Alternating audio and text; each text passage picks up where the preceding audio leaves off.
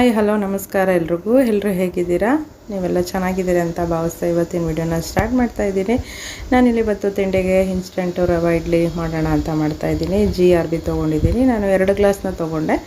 2 ಗ್ಲಾಸಿಗೆ 1 ಕಾಲಷ್ಟು ಲೋಟದಷ್ಟು ಮೊಸರನ್ನ ಹಾಕ್ಕೊಂಡು ಕಲಸಿಟ್ಕೋಬೇಕು. ಕಲಸಿ ಒಂದು 5 ನಿಮಿಷ ಬಿಟ್ಟರೆ ಸಾಕು.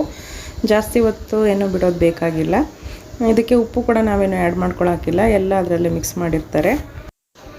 ಇಡ್ಲಿ ಕುಕ್ಕರಲ್ಲಿ ಒಂದು 20 ನಿಮಿಷ ಬೇಯಿಸಿದ್ರೆ ಇನ್ಸ್ಟಂಟು GRB ರವೆ ಇಡ್ಲಿ ಚೆನ್ನಾಗಿರುತ್ತೆ. ತುಂಬಾ ಚೆನ್ನಾಗಿರುತ್ತೆ ಇದು.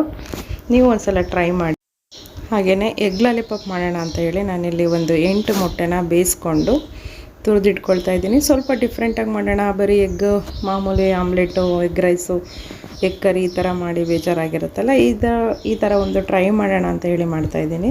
ಇದನ್ನೆಲ್ಲ ತುರಿದಿಟ್ಕೊಂಡ್ಮೇಲೆ ಕೋಳಿ ಮೊಟ್ಟೆನ ಇದಕ್ಕೆ ಸ್ವಲ್ಪ ಕೊತ್ತಂಬರಿ ಸೊಪ್ಪು, ಹಸಿಮೆಣಸಿನ್ಕಾಯಿ, ಈರುಳ್ಳಿ ತುಂಬ ಸಣ್ಣದಾಗಿ ಹೆಚ್ಚಿಟ್ಕೋಬೇಕು. ಅದಕ್ಕೊಂದು ಸ್ವಲ್ಪ ಅಚ್ಚ ಖಾರದ ಪುಡಿ, ಮೈದಾ, ಹಾಗೆಯೇ ಸ್ವಲ್ಪ ಅರಿಶಿನ, ಹಾಗೆ ರುಚಿಗೆ ತಕ್ಕಷ್ಟು ಉಪ್ಪು ಹಾಕ್ಕೊಂಡು ಚೆನ್ನಾಗಿ ಅದನ್ನು ನೀರು ಏನು ಹಾಕ್ಕೊಳ್ಳೋ ಆಗಿಲ್ಲ, ಹಾಗೆಯೇ ಅದನ್ನು ಕಲಿಸ್ಕೋಬೋದು. 2 ಮೊಟ್ಟೆನ ನಾನು ಬೀಟ್ ಮಾಡಿಟ್ಕೊಂಡಿದ್ದೀನಿ. ಹಾಗೆಯೇ ಬ್ರೆಡ್ ಪುಡಿನ ಮಾಡಿಟ್ಕೊಂಡಿದ್ದೀನಿ.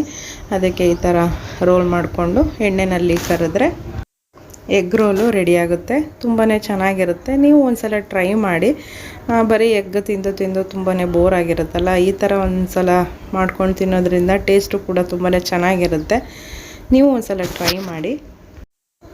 ನನ್ನ ವಿಡಿಯೋನ ಯಾರಾದರೂ ಹಾಗೆ ನೋಡ್ತಾ ಇದ್ದರೆ ಸಬ್ಸ್ಕ್ರೈಬ್ ಮಾಡ್ಕೊಂಡು ನೋಡಿ. Thank you for watching. Thank you so much. ನಗ್ತಾ ಇರಿ, ನಗಿಸ್ತಾ ಇರಿ.